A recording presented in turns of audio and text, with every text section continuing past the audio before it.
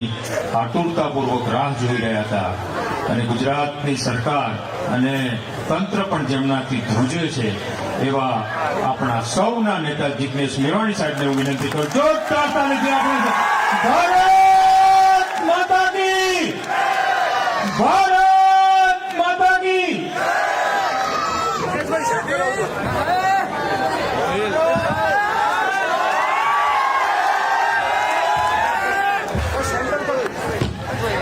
પોતાને ચર્ચાના કેન્દ્રમાં ચિંતા ના કરવી। મંચ ઉપર ઉપસ્થિત કોંગ્રેસ પરિવાર, તમામ મંચ ઉપર ઉપસ્થિત સમગ્ર કોંગ્રેસ પરિવાર, મંચ ઉપર ઉપસ્થિત તમામ સાથીઓના નામ સમયની મર્યાદાના કારણે નહીં લઈ શકું। માનનીય જેમલભાઈ દેસાઈ, સેવાદળના રાષ્ટ્રીય અધ્યક્ષ માનનીય લાલજીભાઈ દેસાઈ, ચાણસ્માના મારા સાથી ધારાસભ્ય દિનેશજી ઠાકોર, વિરોધ પક્ષના નેતા સાથી તુષારભાઈ ચૌધરી, પ્રદેશ પ્રમુખ શ્રી માનનીય અમિતભાઈ ચાવડા, મારી બહેનો, માતાઓ, વડીલો, યુવાન દોસ્તો, અત્યારે તમારામાં અને ગુજરાતના યુવાનોમાં જે કરંટ છે ને, અને 2027ની ચૂંટણીનું પહેલું ફોર્મ ભરાય ત્યાં સુધી જો ટકાઈ રાખો ને તો ભારતીય જનતા પાર્ટીના છોડા નીકળી જાય એવું છે। પણ આપણે શું પેલી નોટબંધીની લાંબી લાઈનો ભૂલી જઈએ છીએ। ખેડૂત આંદોલનમાં 690 ખેડૂતોનો ભોગ લેવાયો દિલ્હીમાં, એ ભૂલી જઈએ છીએ। માલધારી સમાજના હોઈએ તો ભૂલી જઈએ છીએ કે ઓઢવ અને અંબાજીમાં બરડા ઉપર ફટકા મારતા મારતા આપણા ઘર તોડ્યા। દલિત હોઈએ તો ભૂલી જઈએ છીએ તો સુરેન્દ્રનગરના થાનગઢમાં 17-18 વર્ષના દલિત દીકરાઓની છાતી પર જાણે આતંકવાદી હોય એ રીતે AK-47ની રાઇફલથી ગોળીઓ મારી હતી। ભૂલી જઈએ છીએ ખેડૂતો કે મનમોહનસિંહની સરકાર હતી જેમણે 72,000 કરોડના દેવા માફ કરેલા, અને નરેન્દ્રભાઈની સરકાર એક ફદિયું માફ કરવા દે।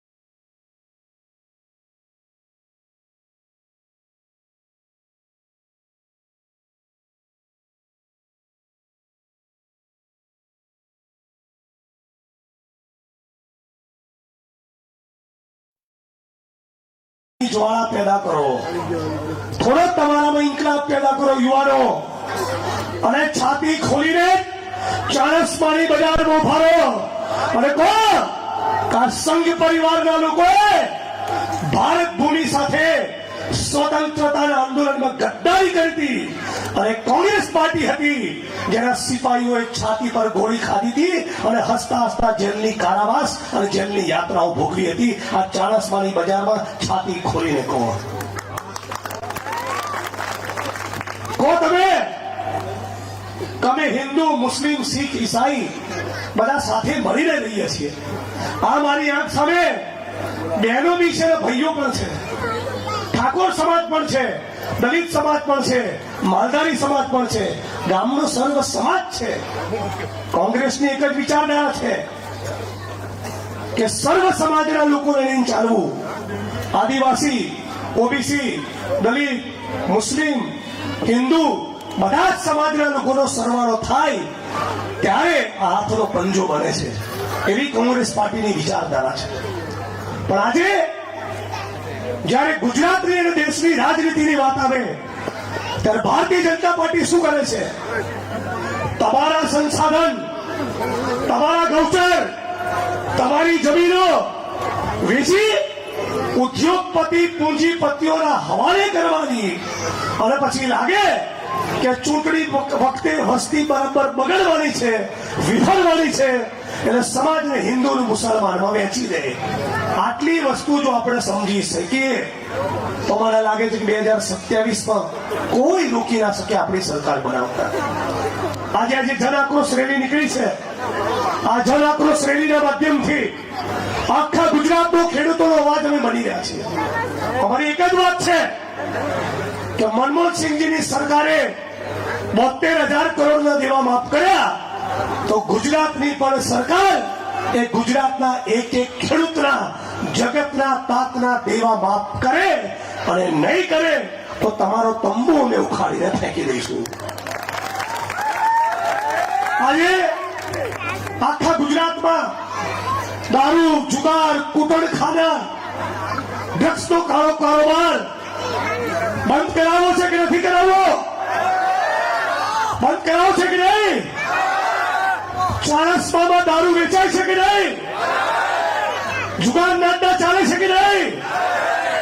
ગુજરાતના યુવાનો ડ્રગ્સની લતે ચડ્યા કે નહીં? આ પોલીસ હપ્તા ખાય છે કે નહીં? હપ્તા બંધ કરાવવા છે કે નહીં? 8 ચોપડીને જવાબ આપવો છે કે નહીં? તો તમારે ખોખારો ખાઈને કેવું પડશે. અમારી બહેનો માતાઓ બેઠી છે, હે અમારી બહેનો માતાઓ, તમે તો અમને જન્મ આપો છો, તમે તાકાત કરીને નીકળો કે ચાણસ્મા તાલુકાના એક પણ ગામમાં દારૂ, જુગારના અડ્ડા અમે બહેનો ચાલવાની દઈએ. અમે તમારી પડખે છીએ. આ મારી બહેનો અને માતાઓ સંકલ્પ કરી દે તો કોની તાકાત છે કે તમારા રસ્તામાં કોઈ આવે? આપણી ઉઘાડી આંખે આપણા ગામમાં જુગારના અડ્ડા ચાલતા હોય, દારૂના અડ્ડા ચાલતા હોય, આપણી બેન દીકરીઓ માતાઓ એ બુટલેગરોની બાજુમાંથી નીકળતા શરમાતી હોય, એને ડર ને સંકોચ લાગતો હોય, તો આપણા લોકો માટે શરમજનક ના કહેવાય? શરમજનક કહેવાય કે નહીં? આ પરિસ્થિતિ બદલવી છે કે નથી બદલવી? કેટલી બહેનો દીકરીઓ માતાઓને વિધવા થવા દઈશું? કેટલી બહેનોને? અને પોલીસના મિત્રોને પણ કહું છું કે તમારામાંથી જે પ્રામાણિક નિષ્ઠાવાન છે, જે ઈમાનદારીથી ચાણસ્માની ગુજરાતની દેશની સેવા કરે છે, હું સલામ કરું છું, એનું વંદન કરું છું. પણ લાંચિયા બનીને ડ્રગ્સના કાળા કારોબારમાં હાથ ન નાખશો. આ નવી પેઢીના યુવાનો, આપણા ગુજરાતનું યુવાધન બરબાદ થઈ જશે. એવા ખતરનાક કેમિકલ ડ્રગ્સ આવ્યા છે કે કોઈ 5 દિવસ 6 દિવસ લે અને એવી તલબ લાગે કે 6થા 7મા દિવસે જો એને ડ્રગ્સ ના મળે ને તો પોતાના ઘરમાં લૂંટ કરે, પોતાની માનો ગળાનો દોરો તોડી નાખે. વાવ થરાદમાં એવી ઘટનાઓ બની છે કે લોકોએ નર્મદાની કેનાલમાં ભૂસકો મારીને આત્મવિલોપન કરી દીધું. કેમ? કે ડ્રગ્સ મળતું નતું. વિચાર તો કરો. તમારામાંથી કોઈ કહેશે ગુજરાતમાં કેટલા લોકો ડ્રગ્સના સેવન કરતા પકડાયા? તમે જાણો છો ને આંકડો? આ મંચ ઉપર મેં એક સાથીઓને અને ઓડિયન્સમાં છેલ્લી લાઈન સુધી પેલા લોકોને કહું, મારી સાથે બોલશો આંકડો. ગુજરાતમાં પુરુષ અને મહિલા, ભાઈ અને બેન બંને મળીને એક છાપાના અહેવાલ પ્રમાણે 20 લાખ લોકો ડ્રગ્સનું સેવન કરતા થઈ ગયા. બોલો કેટલા લોકો? હજી અવાજ નહીં આવ્યો. કેટલા લોકો? આ હર્ષ સંઘવીના શાસનમાં, આ ભૂપેન્દ્ર પટેલ અને ભાજપના શાસનમાં આપણા ગુજરાતમાં ડ્રગ્સનું સેવન કરનારા લોકોનો આંકડો કેટલો? 20 લાખ. બોલો કેટલો? કેટલો? અને એટલા માટે આજે સન્માનની રાહુલ ગાંધીજીએ ટ્વીટ કર્યું અને પોતાનું સમર્થન આપ્યું છે કોંગ્રેસ પાર્ટીના ગુજરાતના આંદોલનને. અને રાહુલજીએ કીધું, રાહુલજીએ સવાલ પૂછ્યો કે કોણ છે, કયો એ મંત્રી છે જે આ ડ્રગ્સનો કાળો કારોબાર કરનારા લોકોને સંરક્ષણ આપી રહ્યું છે? કોણ છે? આપણે બધાનું નામ જાણીએ છીએ. હું સવાલ પૂછવા માંગુ છું, તમે મને કહો કે જે મંત્રી કુટરખાના, જુગારના અડ્ડા, દારૂના અડ્ડા અને યુવા પેઢીને બરબાદ કરનારા ડ્રગ્સના વેપારમાંથી કમાતો હોય એને ભારત ભૂમિનો આ ગુજરાતની ધરતીનો ગદ્દાર કહેવાય કે નહીં? તો ગાંધીનગરથી દિલ્હી સુધી અવાજ પહોંચાડીએ કે નહીં? તમારી સાથે બોલો. જે ડ્રગ્સના વેપારમાંથી કમાય એ ગુજરાતનો ગદ્દાર કહેવાય. જે ડ્રગ્સના વેપારમાંથી કમાય, જે ડ્રગ્સના વેપારમાંથી કમાય, જે જોરથી તાકાતથી એક એક મંચ ઉપરથી બધા બોલો. જે ડ્રગ્સના વેપારમાંથી કમાય, જે ડ્રગ્સના વેપારમાંથી કમાય, આવા ગુજરાતના ગદ્દારોને આ ધરતી પરથી ચેલેન્જ કરીએ છીએ કે તું અને તારી સરકાર થાય એટલો ભડાકા કરી લેજો. આ વખતે તમને રોડાઈએ નહીં. તમારું નામ બી કોંગ્રેસી નહીં. બહુ રાહુલ ગાંધી વિશે ગંદુ બોલ્યા, બહુ સોનિયાજીનું અપમાન કર્યું. 50 लाख की गर्लफ्रेंड, कांग्रेस की विधवा, जर्सी गाय. हमने मारा અને આપ પાર્ટીના એક નેતા વિશે બહુ ગંદા શબ્દોનો પ્રયોગ કર્યો અને અમને સંસ્કાર બતાવવા નીકળ્યા છો. અરે ચરિત્રહીન લંપટો, તમારા નેતાઓનો તો વિડીયો એવો જાહેર થયો હતો કે છડે ચોક બજારમાં એક મહિલાની છાતી પર હાથ નાખતા હતા. હમણાં 2-4 મહિના પહેલા વિડીયો તમે જોયો હશે. આવા નાલાયકો છો તમે. અને તમને બધા મિત્રોને કહું, અંદર ખાને આ ભાજપ વાળા 1 નંબરના ફાટલિયા છો. હાલ ફાટલિયા. તમે ફેસબુકમાં 2 લીટી લખો ને એટલે ભાગી જાય. કેમ? એનો બાપે અંગ્રેજોની સામે લડવામાં નતો. લડતા હતા આ કોંગ્રેસ પાર્ટીના સિપાહીઓ. મૌલાના આઝાદ 8 વર્ષ જેલમાં રહ્યા. પંડિત જવાહરલાલ નહેરુ 12 વર્ષ જેલ પર રહ્યા. 23 વર્ષની ઉંમરે શહીદ આઝમ ભગતસિંહે બલિદાન આપ્યું. બાબા સાહેબ આંબેડકરે સંવિધાન લખ્યું. કાળા પાણીની લોકોએ સજા ભોગવી. અંડમાન નિકોબારની જેલમાં ગયા. કોંગ્રેસના સિપાહીઓએ જમાનામાં છાતી પર ગોળીને પીઠમાં દંડા ખાધા. ભાજપનો જન્મ જે સંઘમાંથી થયો એની તો કોઈ દાડો ઓકાત હતી જ નહીં. તો આમની સામે ડરવાનું હોય? મને અહીંથી પાલનપુરથી 2,500 કિલોમીટર દૂર આસામની જેલમાં મોકલ્યો હતો. 900 ગ્રામ વજન વધ્યું બહાર આવ્યો ત્યારે. આસામ પોલીસે ધરપકડ કરી ત્યારનો વિડીયો કાઢજો અને બહાર એક પ્રેસ કોન્ફરન્સ કરી ત્યારનો વિડીયો કાઢજો. ગાલ ફર્સ્ટ ક્લાસ લાલ થઈ ગયા તમારા. તો એફઆઈઆર તો થાય, પોલીસ આવે, દંડો પડે, ધરપકડ થાય અને એ છતાં લડે. એનું નામ ભડવીર, એનું નામ ક્રાંતિકારી, એનું નામ ઇન્કલાબી અને એનું નામ સાચો રાહુલ ગાંધીનો સિપાહી. અને કોંગ્રેસ પાર્ટીના સિપાહીઓને પણ કહું છું, આ વિડીયો ગુજરાતના ખૂણે ખૂણે તમારા સુધી પણ પહોંચશે. તાલુકા જિલ્લા પંચાયતની ચૂંટણી આવે છે. બરાબર મુઠ્ઠી તાળી દો. એક એક મોહલ્લામાં જાઓ, એક એક શેરીમાં જાઓ. યુવાનોને તૈયાર કરો. બહેનો અને માતાઓને કહો કે નવી પેઢીના યુવાનોને આપણે બરબાદ નથી કરવા. બેન, તમે કલ્પના કરો, મારી માવડીઓ, 72,000 કરોડનું ડ્રગ્સ એ દરિયાકાંઠા ઉપરથી પકડાયું. કેટલું? 72,000 કરોડનું ડ્રગ્સ. આ ડ્રગ્સ એ તમારા ઘરમાં આવી હોત તો આની તમે કલ્પના કરો. આ ડ્રગ્સ તમારા દીકરાની ધમની શિરામાં ગયું હોત તો તમે એની કલ્પના કરો. પતી જઈએ આપણે. તમે ગામમાં તમારા મોહલ્લામાં કોઈને મોં બતાવવાના લાયક ના રહો. આ ધંધા ચાલુ કરે છે ભાજપ વાળાએ. આ નાલાયકો આ ધંધા ચાલુ કર્યા છે. ખુલ્લેઆમ રાજસ્થાનમાંથી દારૂ આવે. બુટલેગરના પોલીસ વાળાના વોટ્સઅપ ગ્રુપ હોય. એક પોલીસ અધિકારી બીજા પોલીસ અધિકારી વાળાને કહે કે આ રસ્તા ક્રોસ કર્યું, હવે રાધનપુરથી તું જોઈ લેજે. રાધનપુરથી કહે પાટણ ગાડી પહોંચવાઈ, હવે તું જોઈ લેજે. પાટણથી વડાઈ કઈ બાજુ તો બેસાડા કે ઉભી રાખજે, ત્યાંથી કટિંગ કરવાનું છે. કેમ? ડીવાયએસપી નો હપ્તો સેટ થયેલો છે. સાચું ખોટું?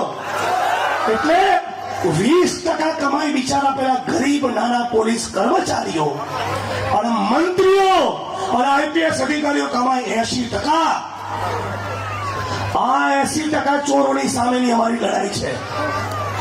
પોલીસની એક ટીમ છે, સ્ટેટ મોનિટરિંગ સેલ, બહુ ફાંકા મારે એ લોકો બી, પણ સસ્પેન્ડ કોને કરે? કોન્સ્ટેબલ, હેડ કોન્સ્ટેબલ, પીએસઆઈ ને પીઆઈ.